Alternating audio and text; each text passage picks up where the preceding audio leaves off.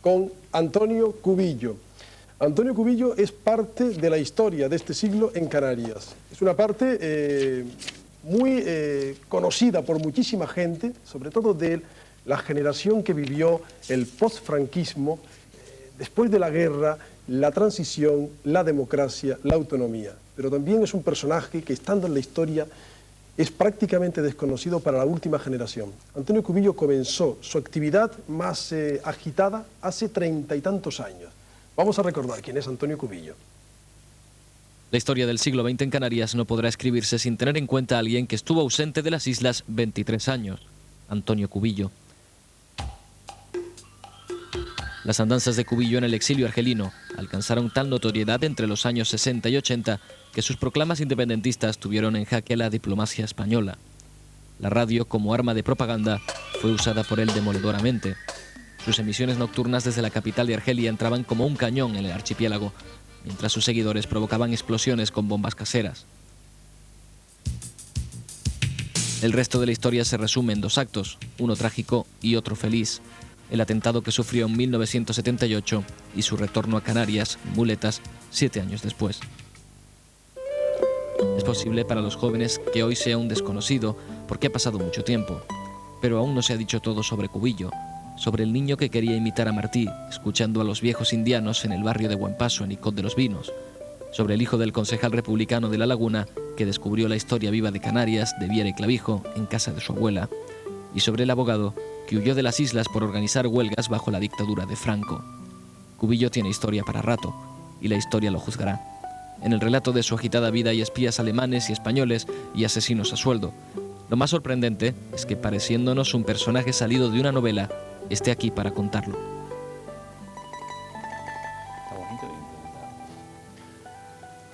¿Qué le ha parecido, don Antonio Cubillo? Bien, bien presentado.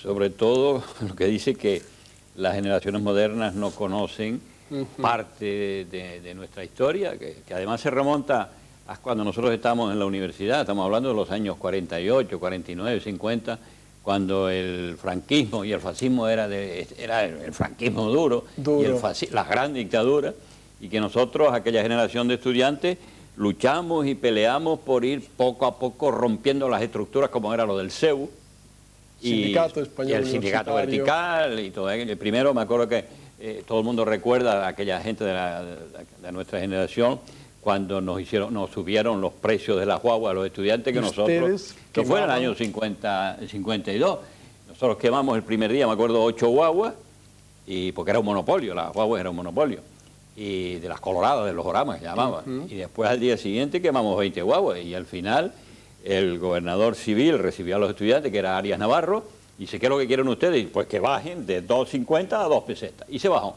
Pero los engañaron. Nos engañaron porque después en el verano, después volvieron a subir, y entonces ya después nosotros volvimos a hacer otra huelga, quemando guaguas hasta que se volvió a bajar y se pudo conseguir así.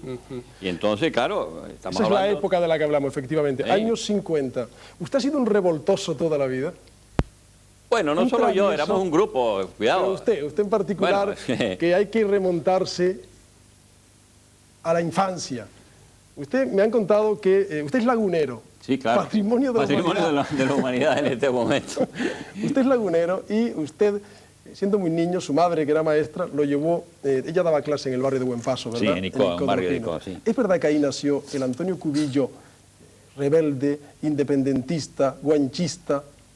Sí, porque en el barrio donde yo estaba, era el barrio de Buenpaso, había unas 100 casas en aquella época y todos eran gente de Cuba, eran todos emigrados de Cuba. Entonces, aquella gente que había ido a Cuba, porque aquí había una miseria tremenda, después cuando volvían, se compraba un poco de terreno, un poco de volcán, hacían las tierras para plantar plátanos o tomate, con mucho trabajo, que había que ir a buscar en burros la tierra negra arriba al monte de Araguancha. Y después esta gente se reunían por las tardes, allí no había luz, no había televisión, no había nada. Los indianos, entonces se reunían, me acuerdo, cerca de mi casa, sentados en los guardacantones, y empezaban a hablar de Cuba, lo bien que estaba Cuba, y decían mucho, pero ¿y nosotros por qué no vivimos como los cubanos, si fuéramos independientes y tal? Como venían todos de Cuba, y claro, es que Cuba había el peso de oro y los pesos de plata, ¿no?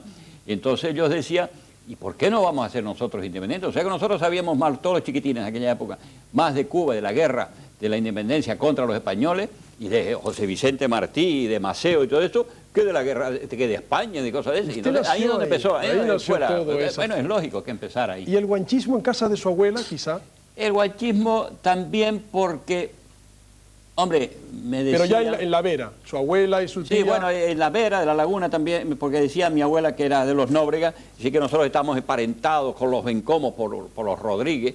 Ahí es verdad, yo tengo todos los documentos que nos emparentaba con los Bencomos, y después también por la parte de Lanzarote, por los Cabrera, porque nosotros somos del clan de los Cabrera, que fue un clan de los Cabrera, muy conocido allí, aunque también tenemos, como es lógico, que han venido aquí españoles que se han mezclado con las mujeres. Pero y hay una de las calumnias que siempre han estado diciendo de mí, de mi padre. Mi padre nació donde está la UNEL con la Laguna. Decían que era... Claro, que era de Burgos, que era de no sé qué. Mi padre nació en la Laguna. ¿Y su madre? Mi madre es de Lanzarote. Y mi abuela y todo eso. Y yo tengo generaciones de 5 siglos aquí que además lo puedo demostrar con documentos. Lo que pasa es que vino un señor que se llamaba Cubillo, que vino de Córdoba, que fue el primer profesor de catedrático de dibujo del Instituto de la Laguna, vino en 1895, murió creo que a los 7 años, porque mi padre apenas sí lo conoció, y dejó el nombre que se va heredando tal igual, pero todas las ramas femeninas nuestras son todas canarias, pero de muchas generaciones. Antonio, ahí leyó usted en casa de su Los abuela. Riveros, precisamente, Rivero. Mi familia de los de Tacoronte, que nosotros, porque mi tatarabuela se llamaba doña Severina González Rivero, y puedo remontar la familia de los Riveros hasta, claro, tengo todos los documentos de los Riveros hasta 1500 y pico, que eran pobladores portugueses. Tendré curiosidad personal. Sí, como no, vente un día por casa, te lo puedo enseñar toda la documentación. Le quiero preguntar, la historia de Canarias, de Viera y Clavijo, es la historia, la obra cumbre de la historia de Canarias. ¿Usted la leyó en casa de su abuela? Sí, bueno, eso es un libro que teníamos nosotros desde chiquillo. Yo me acuerdo con 10 o 12 años me decía mi abuela que leyera a Viera y Clavijo, y no solo a Viera y Clavijo, sino montones de antiguos escritores que hablaban cosas de Canarias, del padre Espinosa. Era mi bisabuelo que tenía una gran biblioteca, don Carlos Nóbrega González tenía una gran biblioteca, que era procurador de la Laguna, y ahí es donde me fui leyendo todas estas cosas. La historia de Canarias. Claro, y enterándonos. Y además, por eso nosotros, cuando estábamos en los escolapios de estudiantes, siempre nos decía que las Canarias estaban debajo de las Baleares. Y decíamos, ¿qué está usted diciendo? Y tal. Entonces nosotros hablábamos de los guanches, los curas decían, no, nuestros antepasados, los celtas, los celtíberos, tal y cual. Y digo, bueno, ¿y los guanches qué pasa? Y nada, esos son unos pastores salvajes y tal y cual. Entonces, me acuerdo que a nosotros nos decía que nosotros no sabíamos pronunciar, y entonces cogían a 2 chicos, precisamente uno era Álvaro Belda, que ya murió, y el hermano, los ponían encima de una mesa a leer para que nosotros aprendiéramos a pronunciar las Z y las D y las B y tal y cual. Y el pobre Alvarito tenía que leer allí, y el hermano, porque decía que los canarios nosotros no sabíamos hablar. Nos taparon los curas, pero después los curas estos de Escolapios que eran más progresistas. Eran de derechas algunos. Sí, pero eran más progresistas que los jesuitas y tal. ¿Usted tiene sangre de cura? Tengo sangre de cura, es una cosa... Resulta que cuando el atentado, llegué casi con 1,5 litros de sangre de allí, entonces hubo que hacerme unas transfusiones, como tenía un resus negativo, que existe mucho entre los bereberes también, pero me acuerdo que era un cura suizo, protestante, y que estaba ahí al lado de donde estaba yo en el hospital. Entonces me acuerdo que le sacaron medio litro de sangre, y después le dieron, como es un hombre que pesaba 120 kilos, un tipo de 2 metros de alto, después le dieron un sándwich y un café con leche y le sacaron otro medio litro de sangre. O sea que en realidad tengo sangre, tiene sangre de cura protestante. Protestante. Antonio Cubillo es el fundador, creador de un movimiento que, como insistíamos al comienzo, mucha gente casi ya no recuerda. Me refiero a la última generación. Hace 35 años fundó en Argel el MPAYAC, que significa Movimiento para la Autodeterminación y la Independencia del Archipiélago Canario. Pues bueno, por haber creado ese movimiento del que hablaremos, por poner petardos o bombas caseras como se quiera, por crear una bandera con 7 estrellas verdes, por tener una emisora de radio que emitía desde Argelia, le pasaron muchas cosas. Entonces el MPAYA tenía gente, simpatizantes, militantes. Hemos hablado con personas próximas, algunos exmilitantes del MPAYA, otros amigos y simpatizantes de nuestro invitado, y les hemos preguntado por él. Una persona ágil en todos los sentidos, en el sentido intelectual, en el sentido físico, que hoy desgraciadamente pues tampoco tiene, ¿no? Pero lo que más a mí me impresionaba de él era el africanismo. Él está convencido de la necesidad de la independencia de Canarias y en las condiciones más difíciles lo mantiene cuando él plantea de Canarias como una colonia además que está en un contexto geográfico africano. En Argelia pues carecíamos de todo, éramos todos allí, llegamos, la situación en Argelia no era una situación boyante, momentos difíciles, y siempre su familia, él, siempre nos tendía a todos los compañeros una mano. ¿Qué pretendía el M. Payac, Antonio Cubillo? ¿De verdad, la independencia de Canarias? Sí, sí, claro. Bueno, pero fíjense que todo esto remonta a un movimiento que surge en la universidad con todos los compañeros. Fernando Sagaceta estaba conmigo en la universidad y muchos de los que formamos después el Canarias Libre. Estamos hablando de los años 50, ya hablábamos de independencia. Yo era un tío que todos los días le estaba con los compañeros de Las Palmas, más que nada, de que había que organizar la independencia de Canarias, que estábamos hartos ya del colonialismo español. Entonces, después, claro, terminamos en el 54 y ya cuando yo me di de alta de abogado en el año 56, que fue el primer abogado aquí que... Laboralista, que no existía ningún abogado de laboralista. España, si me permite. No solo en la metrópolis y aquí. Entonces, creamos un movimiento, se llamó el Movimiento Canarias Libre. Movimiento Canarias Libre. Creó en Las Palmas en 1960. Que llenaron 59. El estadio insular. Claro, cuando la famosa llenamos. Entonces, ese movimiento era un movimiento autonomista. Se hablaba de autonomía porque hablaba de independencia en aquella época. Estaba Franco. En aquella época te cortaba la cabeza, claro que Franco estaba ahí. Entonces empezamos a desarrollar una gran lucha. Lo que pasa es que en el año 62 yo había llevado aquí todo el movimiento de las huelgas de la primavera contra la IPAN. Ahora hablamos de eso, que le quiero preguntar. Sí, pero espérate. Aquel fue el antecedente del M. Payá, por tanto, el movimiento de Canarias Libre de los años 60. Sí, claro. Que en aquel partido iba con el Granada. Jugaban un partido de fútbol, creo que con el Granada. Partido, y Fernando Sagaceta, Carlos Suárez, el Látigo Negro, y el grupo que usted tenía con ellos, pintaron todo el estadio. Todo, tal. Fuera Godos. Habíamos puesto viva la independencia, fuera Godos y tal. Y entonces, después se armó un escándalo porque hubo un penalti en contra de la Unión Deportiva Las Palmas y todo el mundo empezó a berrear allí y a chillar. Y después cogieron, me acuerdo que todo, levantaron unos bloques que había allí mal colocados dentro del estadio y el coche del gobernador que estaba metido dentro del estadio allí cerca de las gradas, se lo destrozaron a pedradas. Y claro, al día siguiente los detuvieron a todos. Detuvieron a muchos. A casi todos. ¿Por qué fuera Godos? ¿Por qué usted acuñó esa consigna? ¿Qué quiere decir fuera Godos? ¿Por qué nació esa expresión que hemos visto pintada en muchas paredes en estos últimos años? La expresión fuera Godos viene de la Argentina, del momento de la lucha de la independencia contra los españoles. 1810, allí es donde se habló de Godos. San Martín habla de los españoles, lo trata de Godos. Y entonces, después, por influencia, porque antes el exilio, la inmigración canaria iba mucho a la Argentina.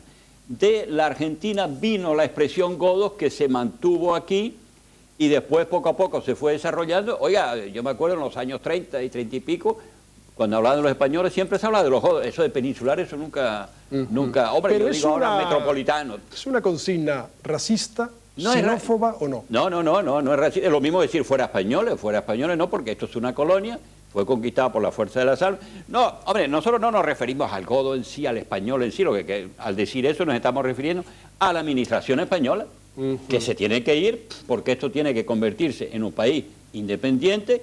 Bueno, y después los españoles que estén aquí o otros extranjeros, pues tendrán las mismas relaciones con nosotros, porque hay además una serie de lazos familiares, etcétera, etcétera. ¿Y quiénes tienen derecho, Antonio Cubillo, según su óptica, a ser llamado canarios? Hombre, canario es muy sencillo, pero si eso está el derecho internacional. Hay una cosa que se llama jus solis y jus sanguinis. Entonces, el jus sanguinis es, ¿quién es canario? El hijo de padre o madre canario y el nacido en Canarias. Lo que pasa es que en los países como España, los Estados Unidos, otros donde le dan a la inmigración, le pasa por el jus residencia, al cabo de cierto tiempo los que tienen la residencia pueden optar a la nacionalidad de dicho país, sobre todo Venezuela y los países que necesiten. Pero nosotros que tenemos un territorio muy pequeño no podemos estar jugando con esa cosa. Entonces, por eso cuando hablan alguna gente y algunos partidos políticos de crear una especie de ley de residencia, a partir de ahora todos los que son residentes son canarios. Dicen, no, hombre, que falta respeto. Dice que yo soy un residente. No, yo soy canario porque nací en Canarias y mi padre es canario y mi madre es canaria. Entonces, claro. las cosas tienen que ser muy claras en eso. Estamos Que contando... son los que tenemos derecho a voto el día que Canarias plantee el derecho a la autodeterminación. Solamente podrán votar los canarios. Y los nada más. canarios. Estamos contando la vida de Antonio Cubillo Ferreira, repito, personaje central de la historia de este siglo, de la segunda mitad de este siglo en Canarias, y también estamos contando sus ideas que dieron la lata a la administración española, que crearon un auténtico problema en el gobierno, que trajeron en jaque a la administración, al gobierno de Adolfo Suárez, al entonces ministro de Asuntos Exteriores, Marcelino Oreja, que no dormía por contrarrestar a este hombre que se movía en África. Y estamos contando su juventud también, que es el origen de todo esto. Usted era un abogado rebelde, el primer abogado que creó un sindicato y además un despacho laboralista. Sí. Y le quiero preguntar por dos conflictos que han originado todo. Las huelgas de los panaderos y las huelgas de las lecheras que usted promovió. Sí. Brevemente, ¿qué pasó? Bueno, el asunto de los panaderos fue en el año 61, es que se formó un grupo que se llamó la IPAN, de donde los propietarios o los patrones echaron a 500 panaderos a la calle, entonces los dejaron parados. Ellos formaron un grupo con 19 trabajadores que se quedaron colaborando con ellos y crearon una empresa llamada la IPAN que iba a tener el monopolio de la distribución de la IPAN. Entonces ellos vinieron a consultarme y yo les digo, bueno, entonces hay que luchar por todos los medios. Y entonces estaba el sindicato vertical no respetaba sino a los patrones, no a los obreros. Y usted siempre tenía medidas radicales. Claro, la huelga. Es que además entonces le dijimos, vamos a hacer una huelga, que fue la huelga del 31 de mayo de 1961.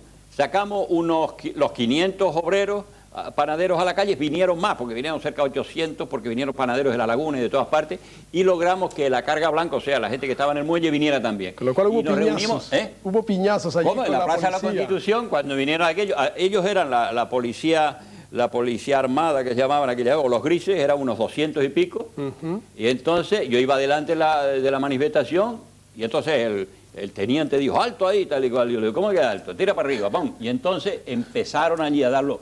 Le dieron una paliza a los policías. De la carga blanca de mucho a la y los panaderos. Y los panaderos. Una mano, un panadero de este tamaño.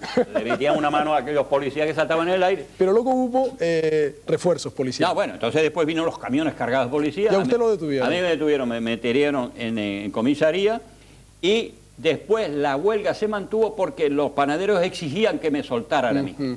Me soltaran a mí y entonces no querían hacerme un juicio, al final tuvieron que soltar porque si no iba a haber una huelga general.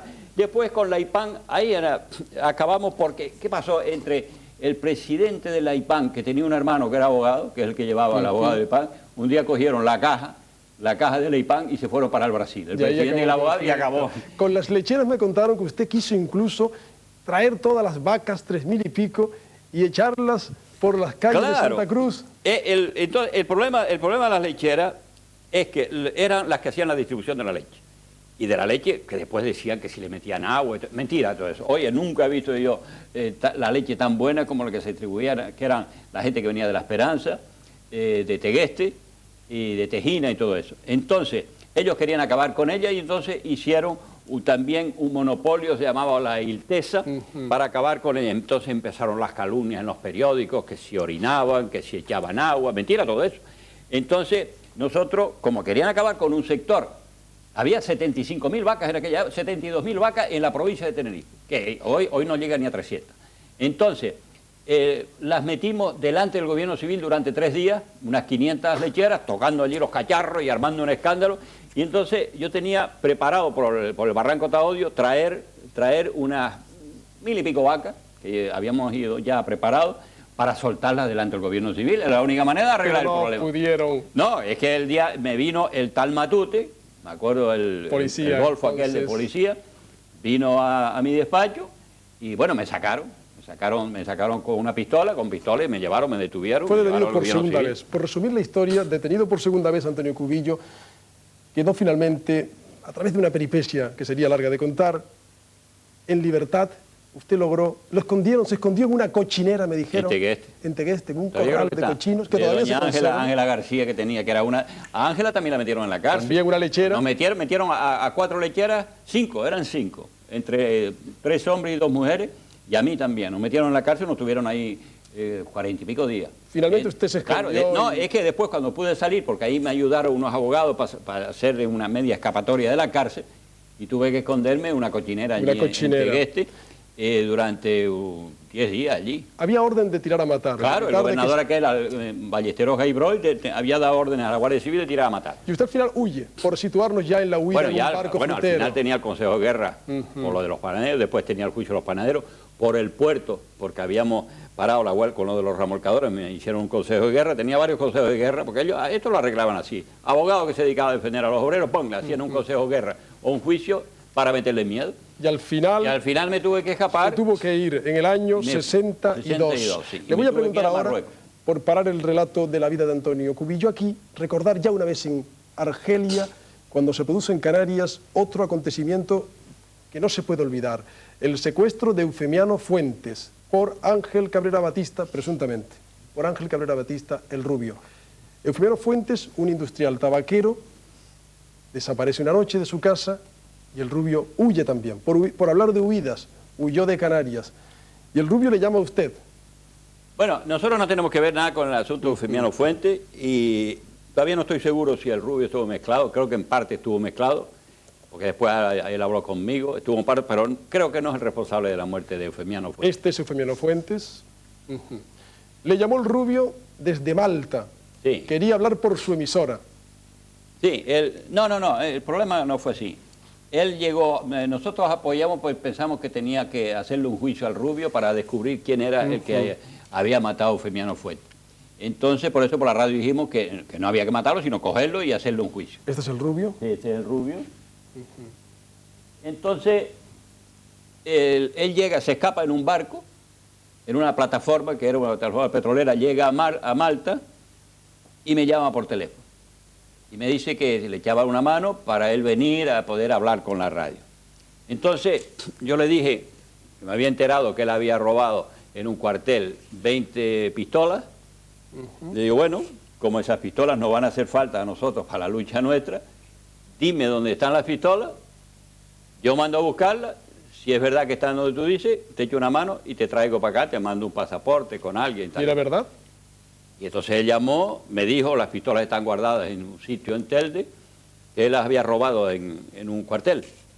Se sacaron las 19 pistolas, me acuerdo, y entonces yo le mandé a un amigo con un pasaporte que le quitamos la foto y tal, y entonces vino a Argel, y él habló por la radio, dijo lo que tenía que decir, si era verdad o no era verdad, pero él lo que quería tener la oportunidad de hablar por aquí. ¿Es verdad que volvió a robar en Argel? Sí, tuvimos una serie de problemas porque él no era un político, siguió siendo más o menos un maleante, y entonces la autoridad argelina me dijeron, no, este hombre, ¿para qué está aquí? Está incluso haciendo robos y tal y cual. Entonces nosotros le dijimos que se largara y lo echamos fuera. Voy a Echamos recordar fuera allí por... otro episodio de su vida.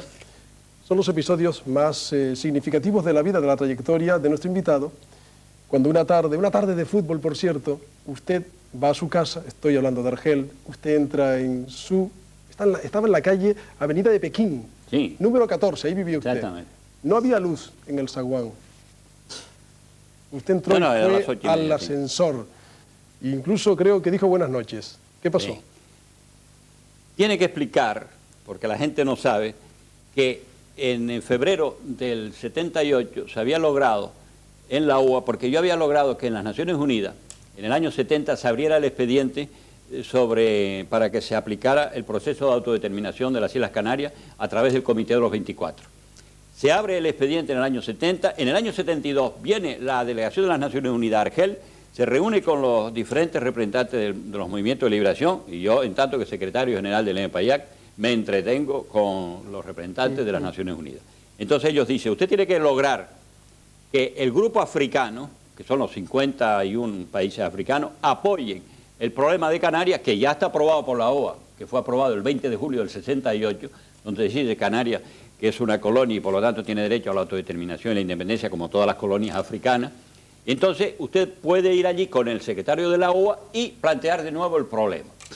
Entonces, en el febrero del 78 se obtiene a través de la OA, que estaba reunida en Trípoli, que el secretario de la OA, el señor Eteki, de Camerún, fuese conmigo en el mes de abril, sobre el 8 o el 10 Estamos hablando de 1978. 78.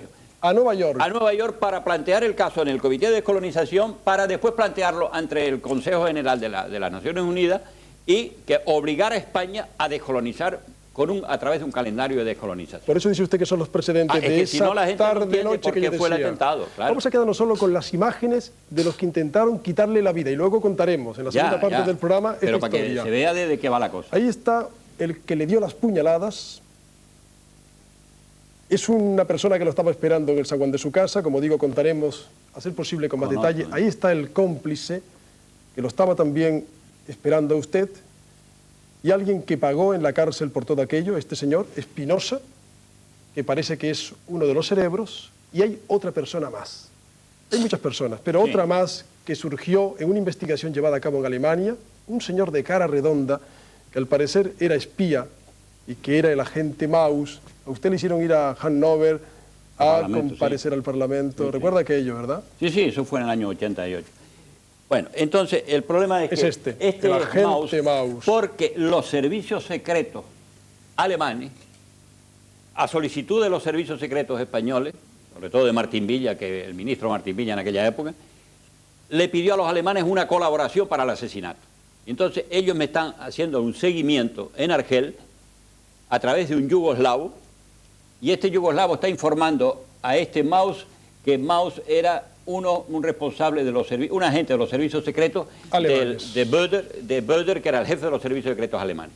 Entonces ellos preparan todo allí, y por si fallaba el asesinato que estaba preparado en Argel para el día 5, el día 8 de abril en Roma, tenían un montaje donde habían venido Böder, Maus y todos estaban para asesinarme directamente en el aeropuerto de Roma, porque no querían que yo fuese a Nueva York con el señor Etequi, que me estaba esperando en Roma. Esta es la historia que luego seguiremos contando.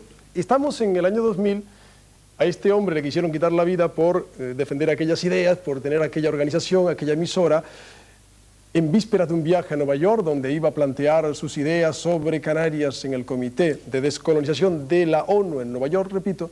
Intentaron quitarle la vida. Ahora la noticia es que Antonio Cubillo está en el expediente de la Ley de Indemnización a las Víctimas del Terrorismo. De ello hablaremos, porque va a percibir una cantidad de dinero por haber intentado quitarle la vida entonces quienes fueran. Y quiero recordarle que está usted en el año 2000 asistiendo quizá al año de sus aniversarios. Le voy a recordar los que hemos estado buscando en su trayectoria. El 5 de abril Antonio Cubillo cumplirá 22 años de ese atentado que le intentaron quitar la vida. 5 de abril. El 3 de julio de este año usted cumplirá edad. ¿Cuántos años cumplirá? Un montón, 70. Dígame, 70 años cumple este año. El 18 de agosto usted cumplirá 15 años de su retorno a Canarias, después de todo aquello. Y el 2 de diciembre de este año se cumplirá un cuarto de siglo, 25 años, de algo que estará en este programa, La Voz de Canarias Libre, aquella emisora de radio. Empezó el 2 de diciembre de 1975. De hace 25 años. Hacemos una pausa, estamos en Punto de Vista, enseguida volvemos.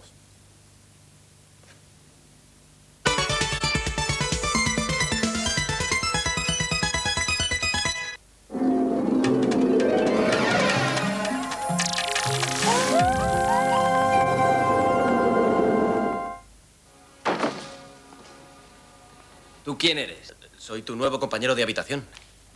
¡Joder! Congeniaron desde el primer momento.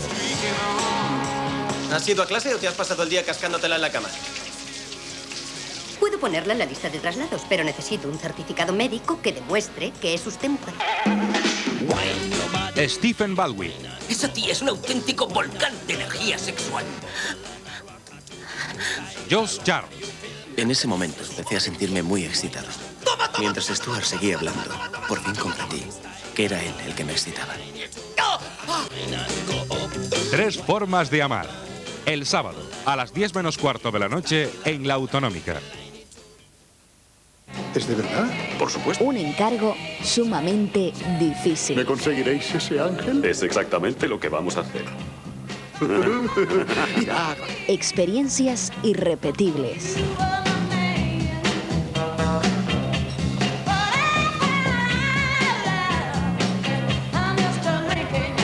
John Travolta es un ángel. Michael.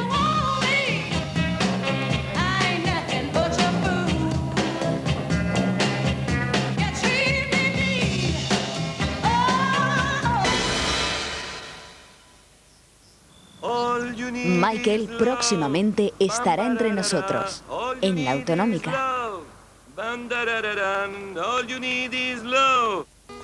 Hola amigos, mañana estaremos aquí de nuevo para contarles cómo una madre ha seguido afrontando su vida aún sabiendo perfectamente que a su hijo lo han matado. Conoceremos también el fracaso matrimonial desde las dos caras de la moneda. Una mujer vendrá a hablarnos de malos tratos y tendremos un hombre que nos va a hablar de la infidelidad y de la traición de su pareja.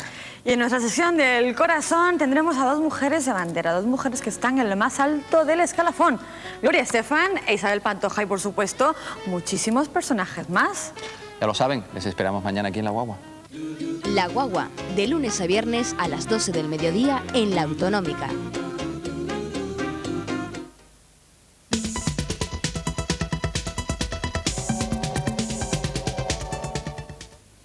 Segunda parte del programa. Entramos en la segunda parte del punto de vista que estamos dedicando a recordar episodios que están en la memoria de mucha gente y también episodios que ignora muchísima gente más joven.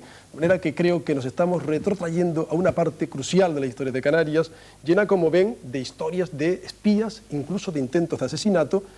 Son historias que ponen a veces los pelos de punta, teniendo en cuenta que este hombre que está sentado aquí, le intentaron quitar la vida, sufrió un atentado político y está vivo, de milagro.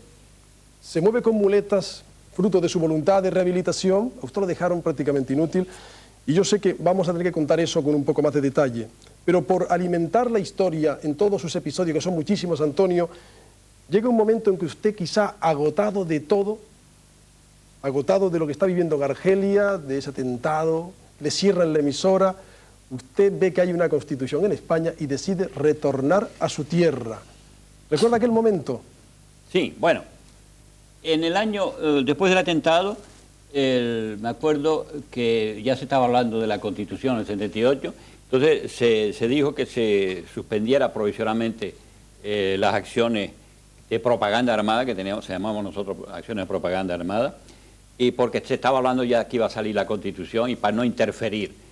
Entonces ya en cuanto sale la Constitución se dijo, bueno, que se suspenda todo porque ahí está el derecho a explicar libremente sus ideas. Digo, bueno, incluso me dijeron que usted escuchó al presidente del Congreso, Gregorio Pérez Barba, decir algo. Aquello de que se podía defender lo que usted defendía en España. Sí, exactamente. Dice, con la palabra se puede defender todo. Entonces, como nosotros somos pacifistas, lo que queremos es explicar las ideas de los independentistas, que queremos que Canarias, los verdaderos nacionalistas, porque el nacionalismo es que una colonia se convierte en una nación, y la nación quiere decir que esté donde están las Naciones Unidas, no lo que hablan ahora de nacionalismo, de que, como hay, por ejemplo, en España. No, oiga, el nacionalismo nuestro es estar en las Naciones Unidas. Y entonces, pues, si nos dejan explicar de una manera pacífica, como no se podía explicar antes, nuestras ideas para movilizar al pueblo y para que adquiera su propia identidad, pues perfectamente, le dijimos, bueno, pues entonces vamos. Entonces es cuando yo empecé a hacer la gestión, que tardaron un montón de tiempo. Tardó mucho tiempo, tardaron 2 años casi en darle el pasaporte. Más, hasta el año 85. Más de 2 años. También a Cubillo le fastidió mucho que pusieran en libertad a las personas que antes veíamos, que estaban en la cárcel en Argelia, condenadas por intentar matarle. A usted eso no le gustó nada, y eso casi le decidió a irse ya. Eso fue el gobierno español que logró que enviaran a España a estos dos pájaros que vinieron a hacerme el atentado, con unas gestiones que llevó a cabo don Felipe González, precisamente con el presidente con Chatli, que era presidente Chatli Ben-Yedid, presidente argelino. Y el ministro, y estuvieron varios ministros que yo los llamé, porque yo los conocía. Y entonces dijo, no, esas cosas ya han pasado hace mucho tiempo, Argelia tiene que seguir, porque las relaciones después del atentado entre España y Argelia estaban bastante mal. Pero entonces digo, ¿cómo? Ustedes van ahora a soltar a estos hombres, uno que está condenado a muerte y el otro que está a 20 años, lo van a intercambiar por una cuestión de dinero del gas, por la cuestión del gas y del petróleo. Entonces yo le digo, bueno, de todas maneras yo tengo ya preparado la ida para allá, adiós muy buena. Con viento fresco. Con viento fresco, lo dije personalmente a uno, y eso que uno de los ministros me había dado incluso sangre también, le digo, tú a pesar de que me diera sangre, mira, yo no quiero saber nada contigo. Tiene usted sangre de cura y sangre de ministro. Bueno, y de todo, sí. Las personas que colaboraron entonces para que Antonio Cubillo volviera a su tierra fueron, recuerdo, Alberto de Armas, recuerdo, Eligio Hernández, era delegado del gobierno en Canarias. Hemos preguntado a Eligio Hernández, testigo muy directo y también partícipe muy directo en aquella difícil operación para el retorno, difícil operación jurídica para el retorno de Antonio Cubillo. Le hemos preguntado. Era que Cubillo tenía una causa pendiente en la Audiencia Nacional. Entonces el ministro Barrio Nuevo, pues delante de mí llamó al fiscal jefe de la Audiencia Nacional y la verdad es que el fiscal jefe se lo puso muy difícil.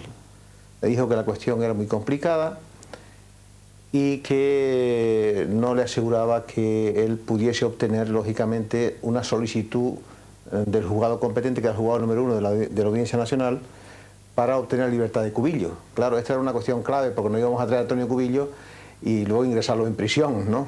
Se trataba de asegurarle que una vez que estuviese en España se le dejaría en libertad, ¿no? Y fui a hablar directamente con el juez Ismael Moreno, le planteé el tema, inmediatamente se revisó delante de mí la causa y llegamos a la conclusión de que los autores en esa causa habían sido absueltos y Cubillo había sido acusado como inductor. Luego no tenía ningún sentido que se habían sido absueltos los autores principales, él permaneciese en busca y captura. Entonces le transmití que ya estaba el obstáculo judicial que existía, afortunadamente había sido superado. Antonio Cubillo, cuénteme qué causa estaba pendiente. La causa que estaba pendiente fue que el 6 de abril entraron en Las Palmas en una galería y se llevaron un montón de explosivos. El 6 de abril. Entonces me acusaban a mí de que yo había llamado por teléfono ese día para que fueran a buscar esos explosivos. Había dicho yo dónde estaban los explosivos. Entonces cuando yo llegué a Madrid, el señor Ismael Moreno, que era el juez, dice, oiga, vamos a ver, el 6 de abril se le acusa a usted. Y lo dice, mire usted, el atentado fue el 5 de abril. El 6 de abril yo estaba casi en el coma. ¿Cómo cree usted que el 6 de abril puedo yo llamar por teléfono para que se vaya a buscar unos explosivos? El hombre dice, no me diga más nada.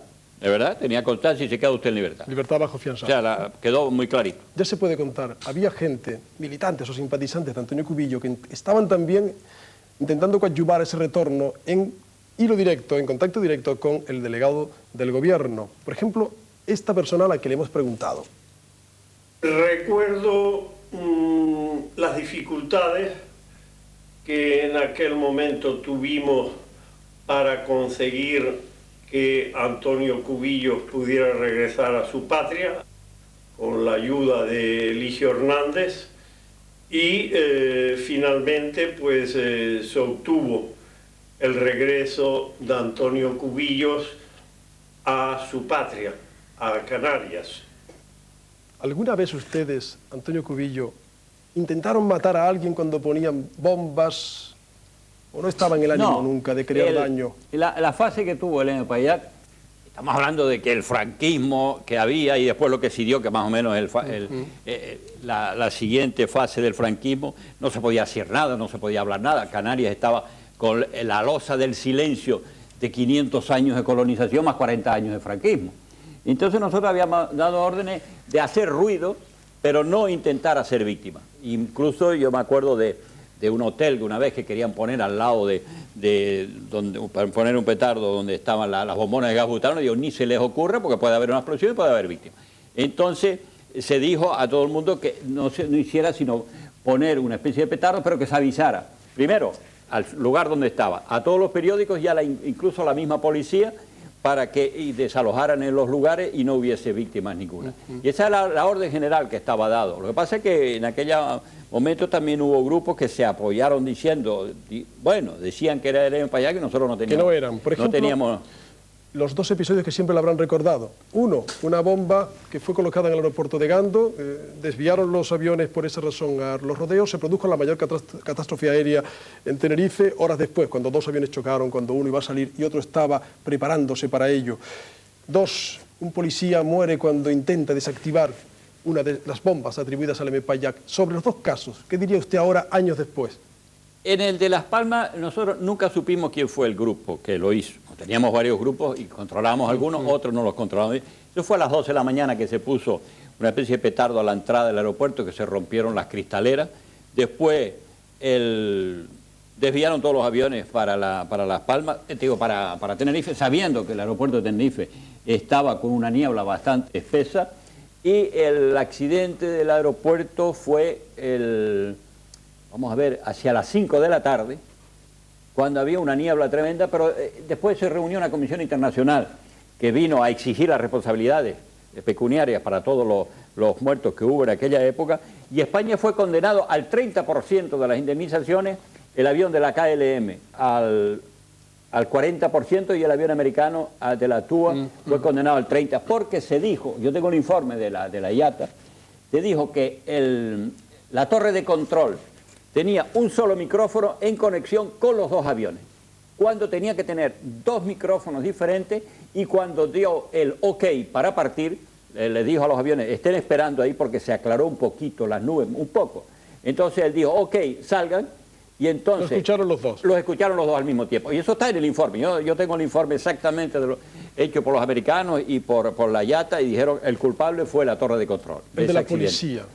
El de la policía, ahí las investigaciones que hemos hecho a lo largo de los años, nunca supimos quién fue el que puso ese petardo. Se avisó, sé que se avisó a todo el mundo, pero en aquella época ese petardo se puso debajo de un despacho de un abogado del Partido Socialista de La Laguna, que en aquel momento tenía unos problemas graves que estaba llevando él, y tenemos la impresión que aquello fue para asustar al abogado, tal es así que el despacho del abogado saltó.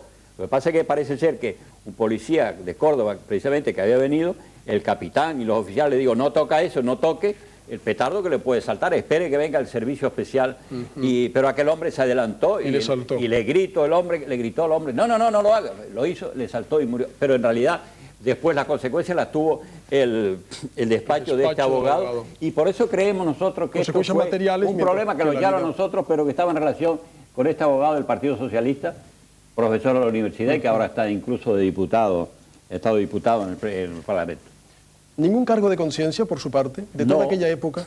No, ningún cargo de conciencia, no. Nosotros creemos que gracias a eso Canarias se despertó, surgió el nacionalismo en Canarias, la metrópoli empezó a considerarnos, y si no hubiera habido lo que hicimos nosotros en aquella etapa, pues Canarias seguiría siendo lo de siempre, una colonia de lo más vulgar de España, con los gobernadores que venían aquí, que era una especie de gángster de tiempos de Franco, y entonces Canarias hubiera seguido, pues imagínense, más o menos como en aquella época. ¿Intentó usted llevar a cabo un desembarco con un barco con armas a una isla simbólica?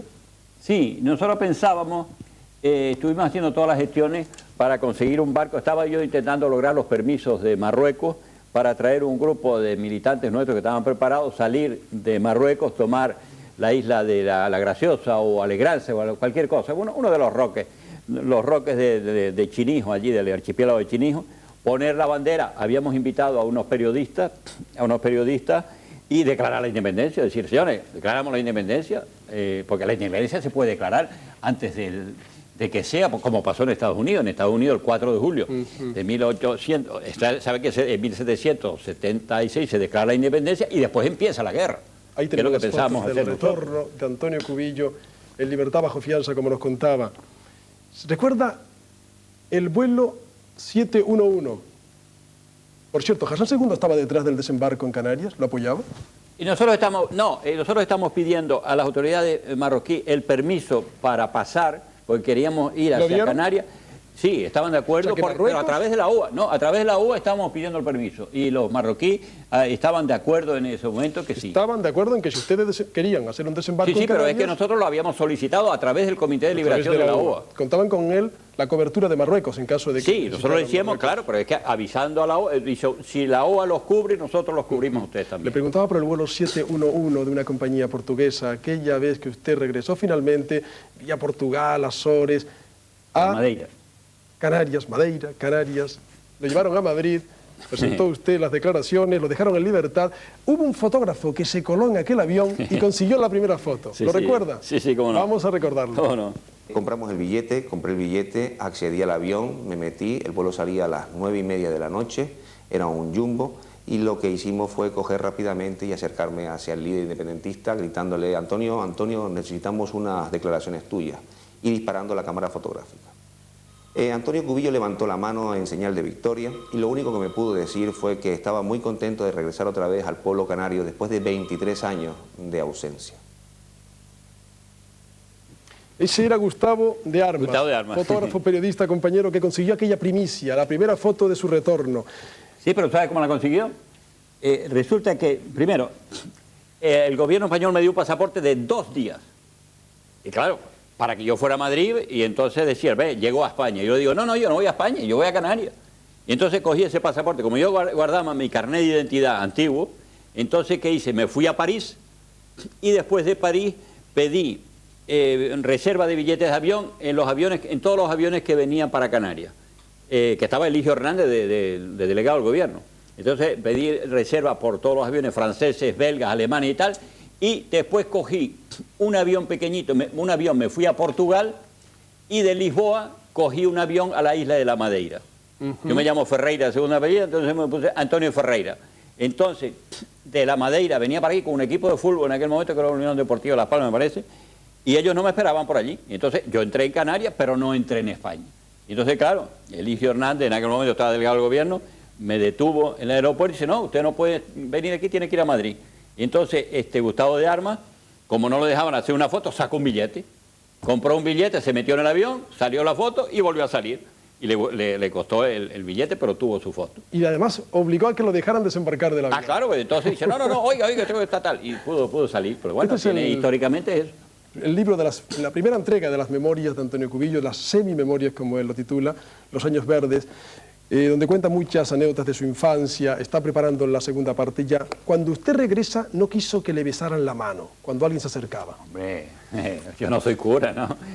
Aunque tiene sangre de cura. Aunque tengo sangre de cura, yo no, ¿cómo va a permitir eso? Estaría bueno. Entonces, nada, un regreso, regresamos a Las Palmas, hubo unos jaleos enormes en el aeropuerto, se rompieron incluso cristales porque no dejaban entrar, y después, cuando volví por Madrid, fui a Las Palmas primero, y después vine aquí a Tenerife, que cuando llegué al aeropuerto, como yo llegué al puerto de Santa Cruz, como yo había defendido en barco, sí. A todos los remolcadores empezaron a pitar en aquel momento cuando entraba en Jeffoy de Las Palmas. Le di un abrazo y fui testigo en el Hotel Mensay, creo que fue Domingo Pérez Minic. Claro, ella fue cuando usted estaba ya de retorno finalmente a su isla, y entonces afloran los recuerdos que yo antes le intentaba sonsagar, como decimos aquí, Antonio Cubillo, de aquel rebelde abogado laboralista que organizaba aquellas huelgas, que tuvo que huir, que se exilió. Usted pasó por Moscú, hay que decirlo. ¿Es cierto que estuvo con la Pasionaria? Sí, cómo no. Yo estuve con la Pasionaria, con Lister, con Carrillo, bueno, toda la dirección del Partido Comunista. Y estuvimos, porque yo al salir de aquí me fui a París, yo estaba en contacto con el Partido Comunista porque había sido corresponsal de la Pirenaica durante 2 años. De Radio Pirenaica. De Radio Pirenaica, sí. Y entonces me dijeron, hombre, ahora va a haber el Congreso de la Paz, que hace Khrushchev en París en julio. En Moscú. En Moscú. Y entonces me invitaron, fui a Moscú y estuve en el Congreso de la Paz. Allí donde conocía, me acuerdo de Khrushchev, el 5 de julio, entró con la delegación argelina y dice, se acaba de declarar la independencia de Argelia, y venía un grupo argelino, levantó la mano y estuvimos durante 14 minutos aplaudiendo por la independencia de Argelia. Entonces yo me presenté a los argelinos, le digo, mire, nosotros somos africanos también, estamos luchando por la independencia. Entonces ellos dijeron, vaya usted para Argelia, que allí tiene las puertas abiertas. Y entonces fue cuando yo le escribí una carta a Ben Bella, y que hablaba español y tal, correctamente tal. Entonces fue cuando me dijeron, venga usted a establecerse en Argelia. Y finalmente se fue en 1963. 63. Y usted se instala allí, crea el MPAYA, que fue una idea, me dijeron, de Amílcar Cabral, aquel dirigente mozambiqueño. Sí. No, mozambiqueño no, de la Guinea. De Guinea. De Guinea-Bissau. Cuando yo estuve en el 63, en la reunión... Lo mataron, por cierto, también. Sí, claro. Cabral, sí. Estuve en la reunión de los no alineados en el Cairo, logré que Sékou Touré hablara por primera vez de la independencia de Canarias. Históricamente, el primer jefe de Estado que habló de la independencia de Canarias fue Sékou Touré en octubre del 63, con un gran cabreo del embajador español en el Cairo, y entonces se puso, Canarias tiene derecho a la independencia. Entonces Amílcar Cabral y Neto, el de Angola, el compañero de Neto, me dijeron, mira, crea un movimiento de liberación, que diga liberación, con su bandera, y para que sea reconocido por la OA. Sugirieron que pusiera esas 2 palabras. Sí, le digo, mira, nosotros tenemos Canarias Libre, movimiento autonomista. No, déjate bobería, tiene que poner autodeterminación e independencia. De ahí salió. Entonces yo fui para allá, fui cuando hice en el 22 de octubre movimiento por la autodeterminación de la independencia, Y después, como ellos me dijeron que había que hacer una bandera, pues hicimos la bandera, fabriqué la bandera de las 7 estrellas verdes, que es la bandera que hoy en día todo el mundo considera la bandera nacional y que algún día flotará sola aquí en Canarias. El blanco significa la nieve y el agua. La nieve y el agua, que es lo más que necesita Canarias. El azul celeste. El azul celeste es el cielo. El cielo. Ese amarillo de oro. El amarillo es la riqueza que tendrá Canarias cuando seamos independientes. ¿Y las 7 estrellas verdes? Las 7 estrellas verdes surge de que mi abuela me hablaba que en 1909 en La Laguna se había puesto una bandera, los ateneístas habían puesto una bandera que era con fondo azul y 7 estrellas blancas. Ella me hablaba, pero no sabía de colores y tal, me hablaba de todas estas historias. Entonces yo me acordé, porque no tenía mucha idea, que fuera la bandera del Ateneo. Entonces yo dije 7 estrellas, pero claro, el color de la esperanza y el color de África, sobre todo el color de la esperanza, es el verde. Y entonces, pues digo, pues pongo 7 estrellas verdes. Y las 7 estrellas verdes, no en el mar azul, sino en el cielo, que es donde están las estrellas, con el color celeste, que es la actual bandera de León Payá, que después fue la bandera, hoy está aceptada por casi todos los partidos políticos. Cuando usted entonces emitía desde Argel, usted empezaba a hablar mucho de los guanches, de la historia de los guanches. Salió aquella cantata del Mensei Loco de los Sabandeños, que usted ponía tanto en la emisora. El mundo de los guanches, usted que investigó incluso, puso de moda los nombres guanches. Los niños los bautizaban con nombre guanche. ¿Recuerda todo aquel fenómeno? El problema cuando yo llegué a Argel, yo me acuerdo que yo cogí un coche y empecé a visitar toda Argelia y me encontraba... Ahí están los guanches, un vídeo sobre los guanches. Ah, muy bonito. Y puso de moda en Argel, captó nombres que se parecían muchísimo. Casi todos. Por ejemplo... ¿Y está oyendo también? Esta es la cantata. Ah, sí. Muerte de Benear, creo que es la parte esta. Pero esta es... Sí, sí, sí. Bueno, el problema es que yo me encontré con casi todos los nombres de pueblos de Canarias que estaban en Argel. Entonces, estaba Adeje, está Coronte, Tegueste, donde nació San Agustín, que está aquí Tegueste. Entonces, cuando empecé a ver todos estos nombres, y yo al principio digo, ¿y esto qué es? Entonces, bueno, hablé en la universidad con el doctor Mamerí, que era el profesor de bereber, y le digo, ¿y esto? Y dice, pues sencillamente que ustedes son bereberes y los topónimos aquí se repiten unos a otros. ¿Cuáles fueron los nombres guanches más comunes entonces? De nombre, sí. Weimar, por ejemplo, yo me acuerdo que fui al sur y me encontré con un aeropuerto, al lado del aeropuerto de Weimar, que está en el Weimar. Digo, Weimar. Entonces dice, sí, eso significa los del recodo, porque Agmar significa el brazo, el codo, los del Winmar. Entonces, ¿qué pasó? Dice, no, los que estaban en el Wet se pelearon y fueron aquí una parte de la tribu y están en el recodo. Entonces hay una carretera que baja y entonces dale. Entonces digo, Weimar es en realidad lo del recodo también, que estaban... que de allí venimos. Pues claro, eso ya todo el mundo lo sabe. Yo había hecho estudios antropológicos, ya en aquella época conocía incluso los trabajos de Ise Svitezky, de Fusté sobre todo, que era un catalán. Y entonces me dije, bueno, pues entonces lo que hay que hacer es empezar a estudiar la lengua bereber y entonces ver todos los antecedentes, porque el pueblo, las caras de todos los arelinos, y todos los tunecinos y marroquíes, y sobre todo en las montañas donde estaban los cabiles, eran canarios. Rubios, con ojos azules, muchos de ellos, y morenos, digo, pues esto es igual que el pueblo canario. ¿Hubo exterminio en la conquista? ¿Exterminio de guanches? No, claro que no. No hubo los españoles no les gusta trabajar. Los que vinieron aquí, los españoles estaban... Por eso se lo dice cuando se crea la ciudad de La Laguna, Aguere. Vivían en el casco las grandes familias, no hay nada más que ver, las grandes familias que vinieron aquí, que eran los que mandaban, los jueces, magistrados, recaudadores y tal, y después alrededor de las ciudades estaban los guanches, estaba La Esperanza, Tegueste, todo eso que eran guanches, que son los que cuidaban las cabras, cuidaban las vacas. ¿Dónde has visto tú un español que venía a cuidar cabras y tal, metido en una cueva? Eso no puede ser. Pues empezaron a ponerse de moda los Romén, los Talay, claro, yo le puse, otra cosa le puse a mis hijos, le puse Echeide, Romén y Guedón. ¿Dónde están sus hijos ahora? Yo tengo 2 trabajando en los Estados Unidos y otro que lo tengo trabajando en Francia. ¿De dónde es su mujer? Hija de un republicano español exiliado. Hija de un comandante de la República. La mujer que ha estado siempre con usted, al lado suyo, hay que decirlo. Sí, claro. En todos los momentos de su vida. ¿Quiere usted recordar La Voz de Canarias Libre? Sí, cómo no. ¿Ha puesto la cinta alguna vez en su casa? Porque usted tenía un lenguaje muy chistoso, muy curioso, tenía golpes que luego la gente contaba, la gente iba con sus coches a las montañas en lo alto. Lenguaje muy canario. Escuche. Sintonizan ustedes La Voz de Canarias Libre en su programa diario de las 22 a las 23 horas del meridiano de Greenwich en las frecuencias de 522 metros, equivalente a 575 kilociclos en onda media. Cuenta que la próxima semana de Pascua, este es un comunicado, muchos canarios de religión cristiana celebran las fiestas religiosas en nuestra patria. El MPAYA y su brazo armado, las Fuerzas Armadas Guanche, concede una tregua de una semana. Todas cuantas alertas a las bombas o otras llamadas hechas en Canarias en estos días han sido obra de provocadores o de la propia policía, ya que en estos días nuestras fuerzas habían recibido órdenes de no actuar. Todos nuestros compatriotas trabajando o estudiando en la metrópoli colonial deben estructurarse rápidamente por células de 4 más un responsable y entrar en contacto directo con nuestra organización. Ahul Falawen y Midawen, Mategandakili y Midawen Nana, Windana, Sadarganen.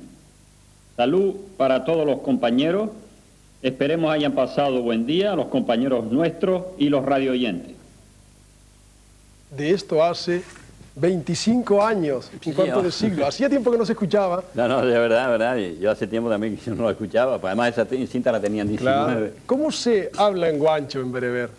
Hombre, el guancho es una variedad. Algo de lo que es Ahul, Falawen y Midawen, que es salud para todos los compañeros. Siempre empezamos allí, después nosotros poco a poco. El guanche es una lengua, es una variedad berber que se hablaba en Canarias. ¿Pero se puede rescatar o sería impensable? No, es que el guanche no es una lengua muerta. El berber o el tamasig no es una lengua muerta. Es una lengua que la hablan unos 40 millones de habitantes. En Marruecos el 60% de la población habla bereber. En Argelia un 30%, en Túnez un 10, un 15%, en Libia, incluso en Egipto. Entonces, es una lengua viva, y entonces lo único que he dicho yo, que si alguna vez nosotros culturalmente tenemos una lengua, el castellano lo tenemos, que es una lengua muy bonita, que la hablan montones de millones de personas, no la vamos a perder, como tú verás, porque además la lengua de... Y usted además es un gran amante de Cervantes. Sí, no, pero coño, un compañero mío estuvo preso también. En Argel. Estuvo en Argel muchos años. La ciudad de Albert Camus. Entonces, pero claro, para estudiar nuestros topónimos y para conocer nuestra cultura, necesitamos como segunda o tercera lengua poner el bereber. Como ahora, por ejemplo, la universidad tiene también el árabe, pues señores, pongan ustedes el bereber, abran un departamento, entonces se traen profesores de Argelia, de Marruecos o de Túnez, donde sea, pero profesores que hay, catedráticos de bereber, enseñan el bereber aquí, cuando entonces haya profesores canarios que hayan aprendido, al cabo de 10 o 15 años, hayan aprendido también la lengua, se les haya mandado al extranjero para que perfeccionen la lengua, entonces ya se podría enseñar en las escuelas. El bereber. Pero claro, nosotros no podemos olvidar a nuestros antepasados y la lengua que se hablaba en aquella época. Me gustaría, estamos en la recta final, como habíamos aparcado el gran tema de su vida, el gran caso de su vida, usted lleva investigando durante todo el tiempo de su retorno quiénes quisieron matarlo, por qué, y logró llevar a prisión al principal inductor directo, José Luis Espinosa Pardo. Pero además usted quiso ir más allá. ¿Tiene alguna sentencia en la que a usted le dicen que pudo estar detrás el aparato de la seguridad del Estado? ¿Es así? Sí, bueno, mira, la sentencia es del 14 de julio de 1990. Allí se condenó a 20 años a este Espinosa, que fue el que contrató a los que me vieron a dar las puñaladas. Y la sentencia dice, pero yo lo que quería saber quién estaba detrás de eso. ¿Quién estaba detrás? Hasta llegar a Martín Villa, porque yo cuando llegué a España denuncié a Martín Villa como el inductor, que después él me denunció por calumnia y yo le gané el juicio. La sentencia dice que nos estamos refiriendo a que en el presente supuesto ha resultado acreditada la intervención junto a Espinosa de otro u otros hombres de atrás, pertenecientes al aparato policial español de aquella época, y que fueron quienes también inmediatamente tomaron la decisión delictiva en la persona de Antonio Cubillo. Fueron, sin duda, personas que actuaron desde las mesas de su despacho y que precisamente por sus relaciones ejercían dominio sobre el acusado Espinosa. Hubo una especie de central con tareas dirigentes de primer relieve para la que aquel a su vez era instrumento eficaz, libre, independiente, pero instrumento, al fin y al cabo. Así se desvela de datos tan relevantes como el tratamiento de Tuque, Espinosa y el comisario Conesa mantuvieron en la diligencia de cargo celebrada al día tal, etcétera, etcétera. Entonces, la sentencia al final decía que había que abrir investigaciones para encontrar quiénes eran estos hombres atrás. Y se le abrió un expediente a Conesa. Entonces, cuando a Conesa lo llamaron a declarar, se fue para Santo Domingo. Y allí, o para Puerto Rico, allí estuvo 3 o 4 años hasta que volvió a España y el día siguiente murió porque venía con un cáncer generalizado, una especie de maldición guanche que lo tocó allá. Entonces, pero claro, nosotros queremos llegar a todos los que estaban detrás, a todos los inspectores y hasta el propio ministro. Y porque tenemos una sentencia que lo dice.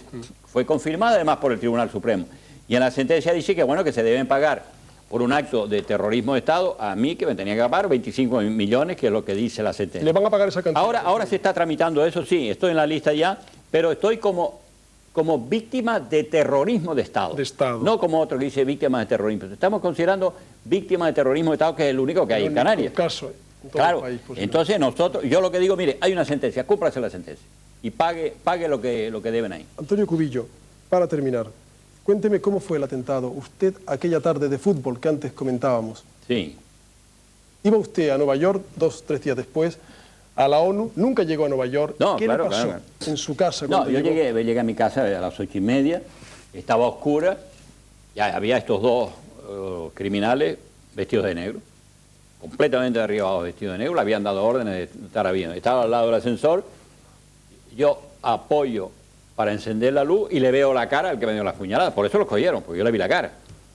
Entonces yo dije, buenas noches, y el tío me tiró una puñalada que me abrió de arriba abajo, toda la barriga, me salieron todas las tripas afuera. Y después al caer, me empujó el otro y me apuñalaron por detrás, en la espina dorsal, me dieron de puñalada. Rodé por las escaleras abajo y tenían órdenes de cortarme la cabeza. Entonces en aquel momento apareció un señor, un vecino que vivía en el piso arriba, el señor Mamut, y sintieron, un hombre que medía cerca de 2 metros, ellos sintieron ruido, y entonces salieron corriendo y me pudo salvar la vida. Entonces yo empecé a gritar y mi hijo, que estaba oyendo al lado de la puerta, oyó el grito y vino mi mujer y entre los vecinos, y entonces me metieron en un... Yo perdí sangre, yo llegué, bueno, me metí yo mismo las tripas dentro, pues las tenía todas afuera. Entonces llegué a... ¿Cómo le ha quedado la barriga después de aquello? No, eso sí, ha quedado bien, bueno, porque allí los médicos argelinos hicieron maravillas para eso. La cicatriz no se le ve externamente. Sí, claro que se ve, como no voy a enseñarla aquí, ¿no? Entonces llegué al hospital pues, con 1,5 litros de sangre. 1,5 litros. Y llegué y me salvé porque había un partido de fútbol. Si no llegué a ver un partido de fútbol, todo el mundo estaba en su casa porque el tráfico es peor que aquí. Entonces en 5 minutos estuve abajo, si no hubiéramos tardado 1 hora. Llegué con 1,5 litros de sangre, que fue cuando cogimos al cura suizo aquel y a otros más, y que me dieron sangre para poderme salvar. Pero claro, lo que pasa es que me dijo, después cuando salí de la operación, el jefe de la policía vino y dice, ¿tú lo viste? Y dice, sí, claro que le vi la cara. Entonces detuvieron a 45 españoles que habían en la ciudad y empezaron a mostrarme los pasaportes. El cuarto pasaporte, digo, este es.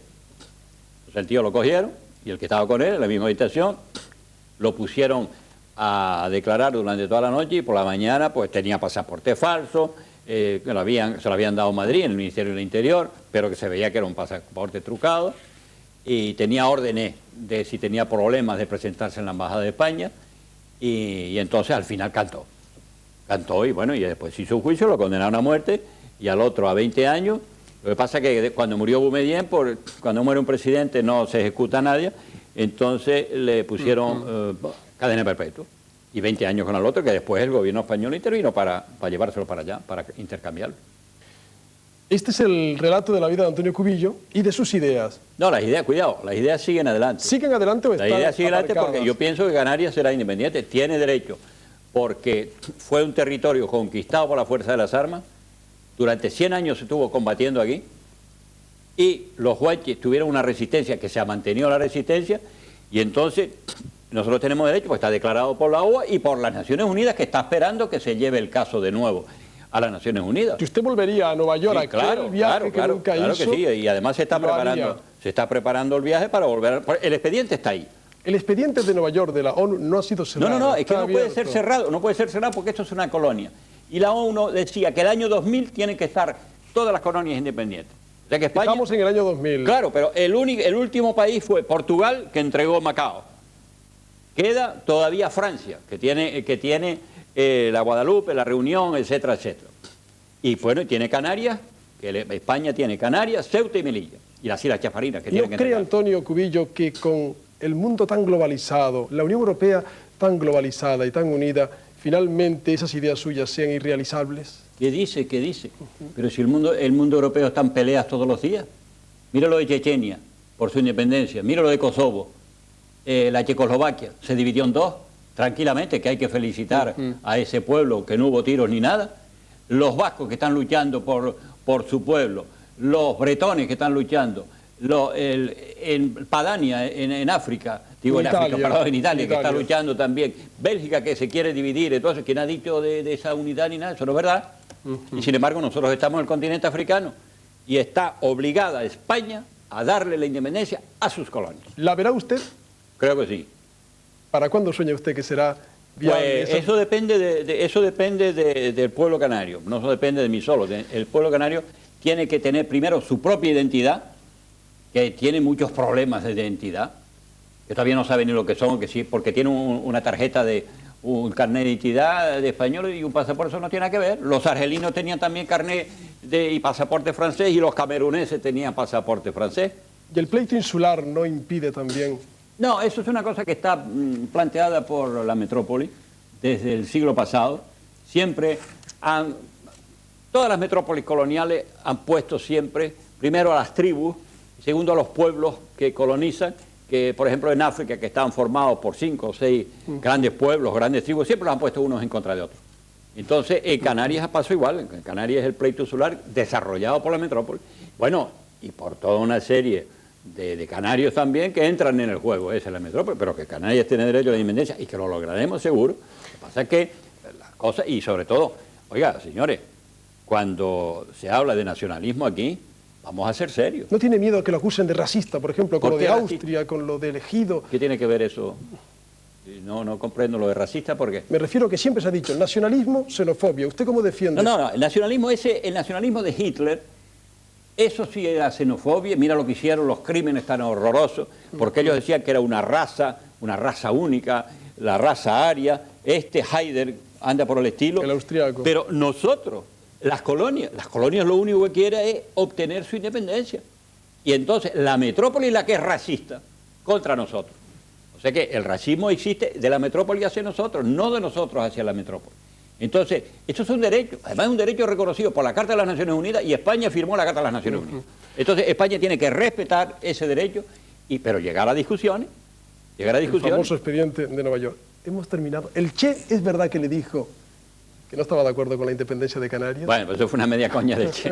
Cuando yo lo vi la primera vez, dice, hombre, dale la independencia de Canarias, dale la isla de Pino, la independencia, y lo mandé al diablo, le digo, mira, Che, déjate bobería, tal. Después nos convertimos en grandes amigos. Fueron amigos. Grandes amigos, pero eso fue más o menos una coña del Che, que era un simpático. Una coña del Che. Antonio Cubillo, muchas gracias. Nada, pues, que nos veamos pronto. Muy amable. En un país libre e independiente. Muy amable por estar aquí en Autonómica. Muchas gracias. Hasta la próxima semana.